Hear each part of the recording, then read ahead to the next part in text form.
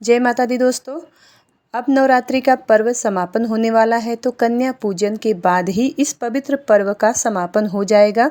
बिना कन्या पूजन की नवरात्रि की पूजन आराधना व उपासना अधूरी मानी जाती है। कुछ लोग अष्टमी के दिन कन्या पूजन को करते हैं, कुछ लोग नवमी के दिन कन्या पूजन करते हैं, तो कुछ लोग दशमी के दिन भी कन्या पूजन करते हैं। तो आज की इस वीडियो में जानेंगे कि इस बार कन्या पूजन किस दिन किया जाएगा, अष्टमी और नवमी तिथि कब रहेगी, क्योंकि इस बार अष्टमी और नवमी तिथि कुछ लोग एक ही दिन मनाने की बात कर रहे हैं और कुछ लोग एक ही दिन अष्टमी और नवमी मनाएंगे। तो उनके लिए कन्या पूजन का शुभ मुहूर्त क्या रहेगा, और जो लोग अलग अलग अष्टमी और नवमी तिथि मनाएंगे तो उनके लिए कन्या पूजन का क्या मुहूर्त रहेगा। तो वीडियो को पूरा ज़रूर देखिएगा।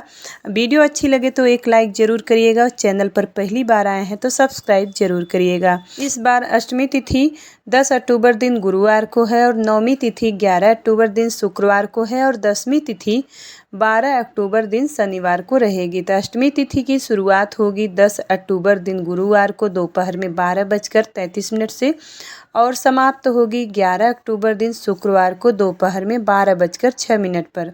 तो इस बार नवरात्रि पूजा पूरे 9 दिन की मिली थी, लेकिन कैलेंडर के अनुसार इस बार अष्टमी नवमी तिथि एक ही दिन मनाई जाने की बात कही जा रही है।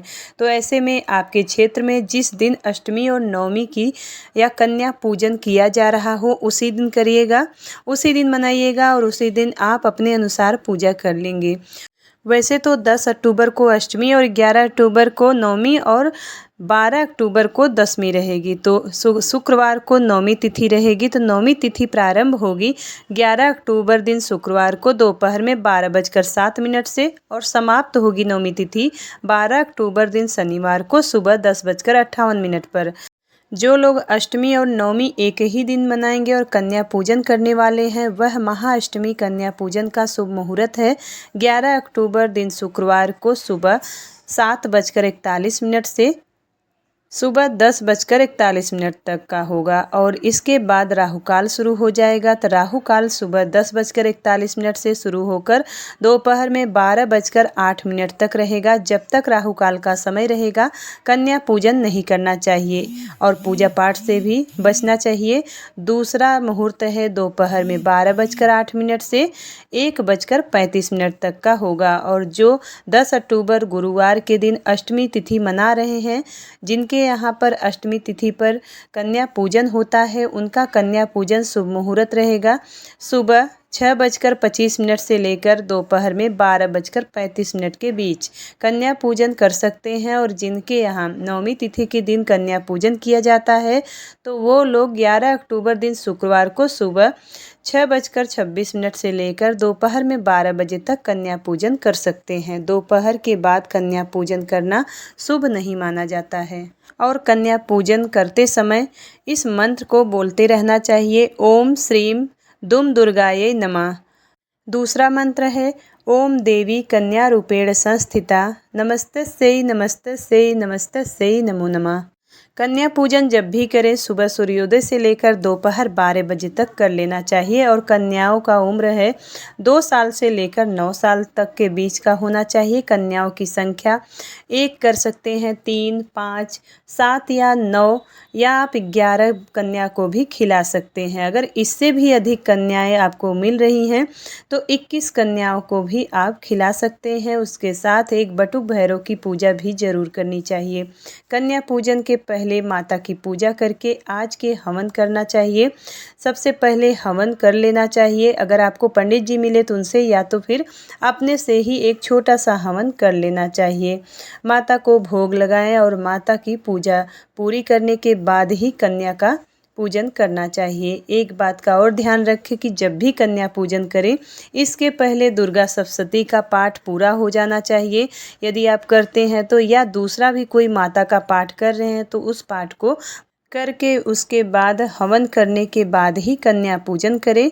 और इस माता को खीर और पूड़ी, हलवा, चना का भोग लगाएं। आज के दिन कन्याओं को एक दिन पहले ही निमंत्रित कर सकते हैं। आने पर पैर धुलाएं, हल्दी कुमकुम लगाएं, पैरों में आलता महावर लगाएं और सभी को सम्मान पूर्वक आसन लगाकर बैठाएं।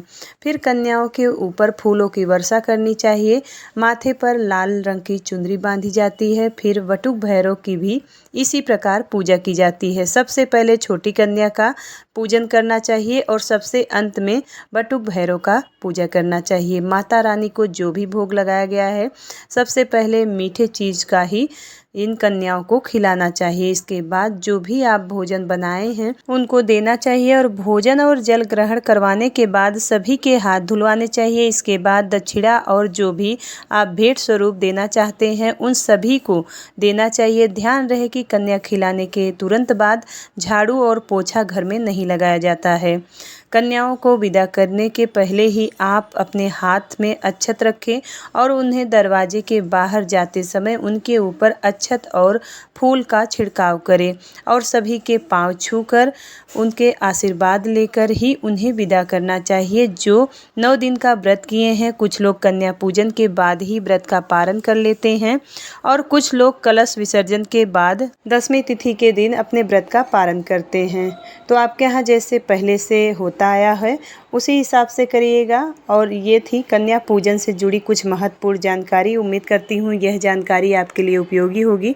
यदि वीडियो पसंद आता है तो एक लाइक ज़रूर करिएगा। चैनल पर पहली बार आए हैं तो सब्सक्राइब ज़रूर करिएगा। मिलती हूँ अगली वीडियो में, तब तक के लिए जय माता दी।